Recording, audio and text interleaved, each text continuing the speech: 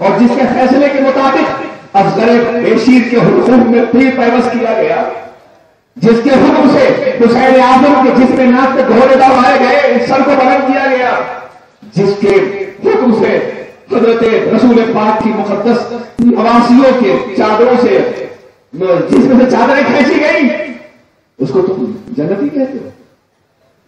مبارک ہو تمہیں اس کی جنت۔ میرے عزیز ساتھیو، اب آئیے میں بتاؤں کہ کیا یہ اقتدار کی جنگ تھی؟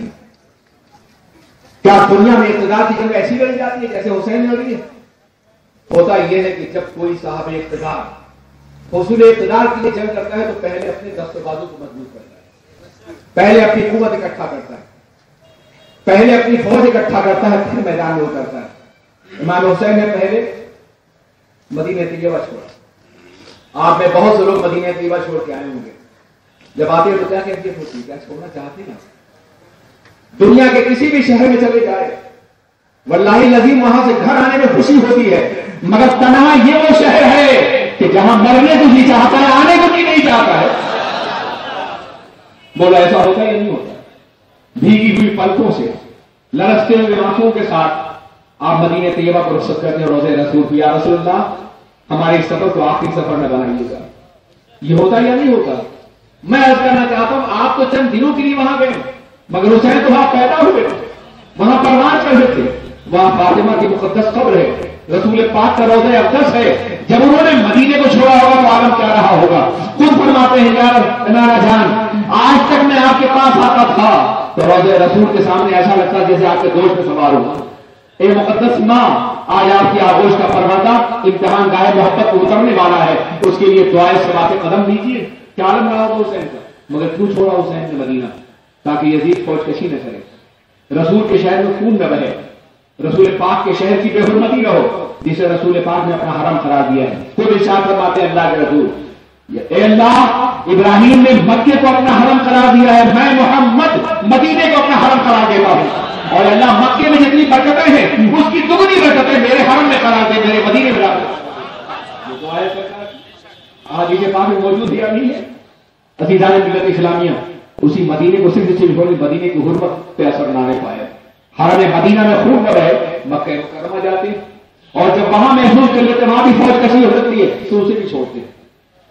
ساتھیوں نے کہا تھا کہ جناب حسین آپ تنہا مت جائیں، پہلے امت مسلمہ کو کعبہ کی دیواروں کے نیچے آواز دیں۔ امت مسلمہ کا خود اتنا سفید نہیں ہو گیا کہ نبی کا نواسہ اگر جا رہا ہو تو آپ کے سائے میں لاکھوں کی فوج اکٹھا نہ ہو جائے۔ پہلے اپنی فوج جمع کر لیں، پہلے اپنی قوت کو اکٹھا کر لیں اور اس کے بعد کربلا کی طرف جائیں، اس لیے کہ طوفان نے آپ کے پاک ساتھ جو غداری کی ہے وہ آپ کی نگاہوں کے سامنے ہے، شاید وہ آپ کے وفادار نہ ہو سکے، مگر امام حسین کوئی فوج لے کے نہیں جاتی۔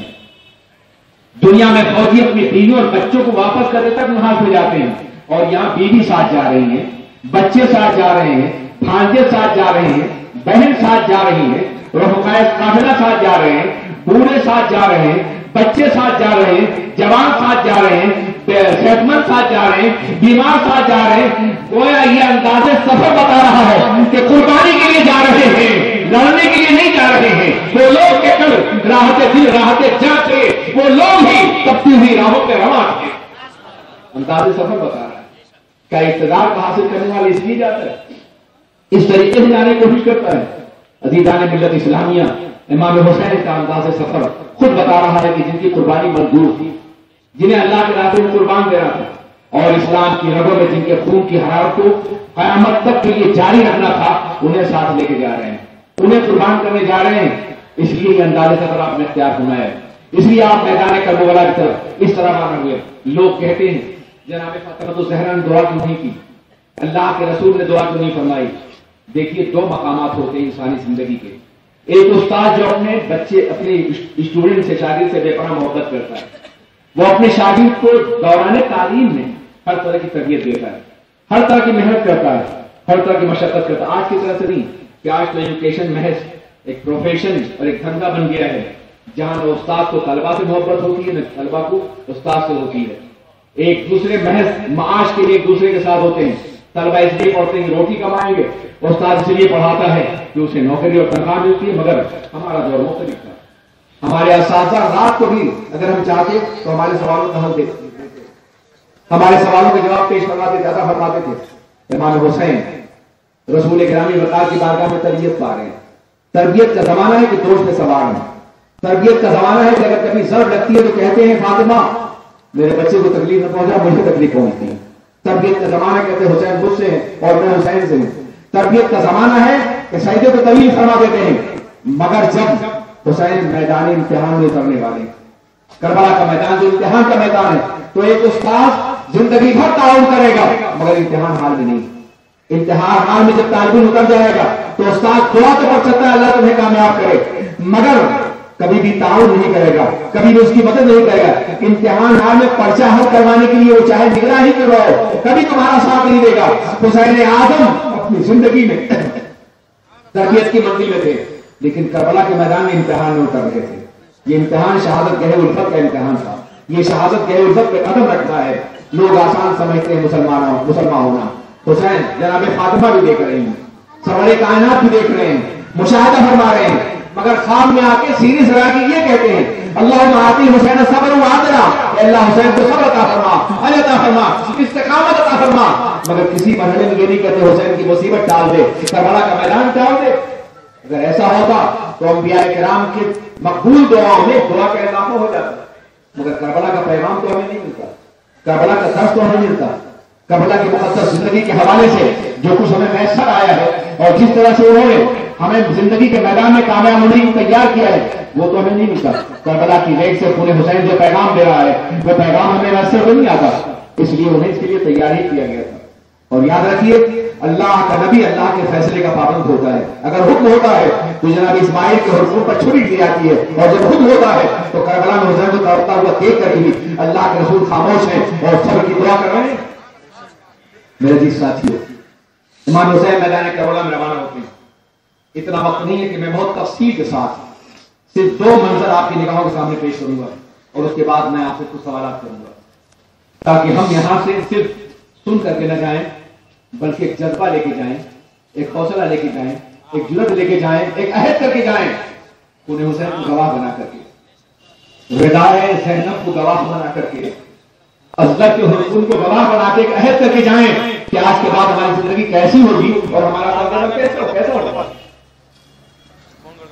10ویں ذوالحجہ کی شب، 10ویں محرم کی ماشی، یعنی 9 محرم کا دن گزر چکا ہے، رات جو 9 اور 10 کے درمیان میں ہوتی، یہ عاشورہ کی رات۔ امام حسین سے مطالبہ کیا جا رہا ہے یزید کے فوجیوں کی طرف سے کہ آپ یا تو ہاتھ دیجیے یا پھر جنگ کیجیے۔ یزید جانتا تھا جنگ نہیں کر سکتے، فوج لے کے نہیں آئے، اسے معلوم تھا کہ میدان ہمارے ہاتھ رہے گا، اسے پتا تھا کہ حسین جنگ نہیں کریں گے، شاید ہاتھ دیں گے، مگر حسین کے حوصلے عزم اور ہمت کو نہیں جانتا تھا۔ امر صاحب نے کہا، شیور نے کہا اور دوسروں نے تقاضا کہ آپ ہاتھ دیجیے، بیعت کیجیے یا پھر جنگ کیجیے۔ رسول حسین بیعت کیوں نہیں کر رہے؟ اگر بیعت کر لیتے تو بڑی آسانی کے ساتھ مدینے میں حجاز مقدس اور عراق حسین کے پاس ہوتے۔ یہ تفصیل پہلے ہی مولا کائنات اور حضرت امیر معاویہ میں ہو چکی، ٹھیک وہی حکومت کا نقشہ بنتا، یعنی بہت بڑا علاقہ امام حسین کے ساتھ ہوتا اور چھوٹا علاقہ یزید کے ساتھ ہوتا، لیکن بیعت کرنے کا مطلب یہ تھا کہ یزید کو خلیفہ تسلیم کر دیا گیا۔ امام حسن نے اس لیے بیعت کی تھی کہ وہ جانتے تھے کہ امیر معاویہ صحابی رسول ہیں، وہ دین کے ساتھ غداری نہیں کریں گے، وہ دین کے نظام میں ترمیم نہیں کر۔ حسین حسن نے بیعت کر لی مگر حسین نے اس لیے نہیں کی کہ وہ یزید کو خطاط سمجھتے تھے، منافق سمجھتے تھے، وہ جانتے تھے کہ جس کے ہاتھ میں بیعت کرنے کا مطلب یہ ہے کہ دین کو ظلم کے ہاتھوں میں لے دیا جائے۔ یہ فرق تھا دونوں سے، اس لیے امام حسین نے بیعت نہیں فرمائی اور یزید جانتا، اسے معلوم تھا کہ پورا عراق بیعت کر لے، پورا حجاز بیعت کر لے، پورا شام بیعت کر لے، پورا روم بیعت کر لے، اگر حسین نے بیعت نہیں کی تو میں ایک ظالم بادشاہ بن کے تو زندہ رہوں گا مگر خلیفۃ المسلمین بن کے۔ اس لیے وہ بیعت کے مجبور کر رہا تھا۔ امام حسین نے تو کہا تھا کہ تم اس سے بیعت کا مطالبہ نہ کرو، ہم چلے جائیں، ہم مکہ مکرمہ میں خاموشی نہیں گزاریں گے، ہم تمہارے خلاف کوئی بغاوت بھی نہیں کریں گے، ہم سے بیعت کا مطالبہ مت کرو۔ وہ جانتا تھا کہ بیعت ضروری ہے امام حسین جن کے بغیر میں امیر المومنین نہیں بن سکتا، خلیفۃ المسلمین نہیں بن سکتا۔ جو منصب وہ حاصل کرنا چاہتا تھا، جو مقام وہ حاصل کرنا چاہتا تھا، وہ مقام اسے نہیں ملتا، اس لیے بیعت پہ اصرار کر رہا تھا، بیعت پہ مجبور کر رہا تھا وہ، اور اس نے یہ کہا کہ یا تو بیعت کریں یا جنگ کریں۔ امام حسین نے کہا کل صبح کو جنگ ہوگی یا فیصلہ ہوگا جو بھی ہوگا۔ یہ ایک رات آپ نے مانگی تھی، یہ رات اس لیے مانگی تھی، بعض لوگوں کا شاید اپنے ساتھیوں سے مشورہ کر کے بیعت کرنا چاہتے رہیں گے۔ امام حسین کے مزاج سے ناواقف، شریعت کے مطالبے اور تقاضوں سے ناواقف، یہ سوچ رہے ہیں کہ ایک رات انہوں نے اس لیے مانگی تھی کہ شاید وہ مشورہ کرنا چاہتے ہیں، مگر نہیں، ایک رات اس لیے مانگی تھی تاکہ اپنے پروردگار کا آخری سجدہ کریں۔ آپ اندازہ کریں وہ سجدہ جو زندگی کی مسرتوں میں ہوتا ہے وہ سجدہ اور ہوتا ہے، لیکن وہ سجدہ جو موت و حیات کی سرحد پر ہو وہ سجدہ بڑا عظیم ہوتا ہے۔ وہ سجدہ جس کے بعد یقین اور کوئی سجدہ اور نہیں ملے گا، زندگی کا آخری سجدہ ہے، اس سجدے میں مسجود حقیقی سامنے ہوتا ہے اور قیامت تک کے لیے سر جھکے تو دوبارہ اٹھنا نہیں چاہتا۔ حسین ایک آخری سجدہ اپنے ساتھیوں کے ساتھ کرنا چاہتے تھے، اور کچھ وصیتیں بھی۔ آپ نے پورے اہل قافلہ کو جمع کیا، 72 افراد، ایک خیمے موجود ہیں، پیاس کی شدت ہے، نہر فرات لہریں مار رہا ہے، مگر ایک قطرہ پانی بھی حسین اعظم کے خیمے میں موجود نہیں۔ بعض انہوں نے لکھا ہے خلافت معاویہ یزید کے مصنف وغیرہ نے کہ دراصل حسین کے خیمے میں نماز بھی ہو رہی تھی، وضو بھی ہو رہا تھا، نماز کیسے پڑھ رہے تھے؟ یہ تیمم کا قانون کربلا ہی کے لیے تھا، تیمم کا قانون تمہارے اسی ثواب کی جواب کے لیے، زندگی بھر پانی رہو، زندگی بھر تیمم کرتے رہو۔ میں جانتا ہوں کہ میدان کربلا ہم جتنے سجدے کیے ہیں بغیر پانی کے امام حسین نے سب تیمم سے کیے ہیں، ان کے ساتھیوں نے کیے ہیں۔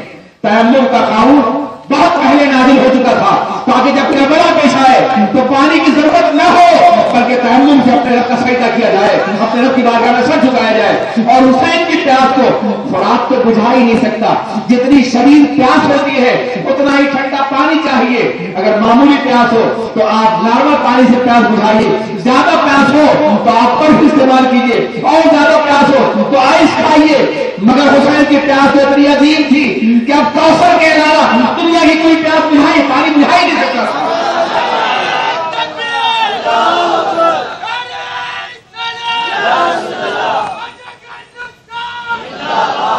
ان کی پیاس تو نہر فرات سے بجھ ہی نہیں سکتی تھی، ان کی پیاس تو نانا جان کے ہاتھ کے کوثر سے بجھنے والی تھی۔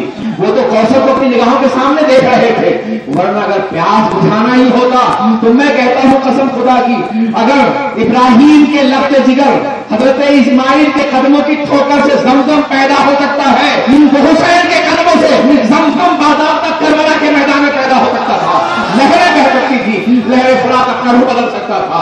ایمان کے جہاں پڑتے ہیں قدم پیدا وہی زمزم ہوتا ہے، یہاں تو جانے ایمان کا قدم تھا، وہاں اپنے والدہ برس سکتا تھا اور وہاں ماداتا چشمہ ٹوٹ سکتا تھا۔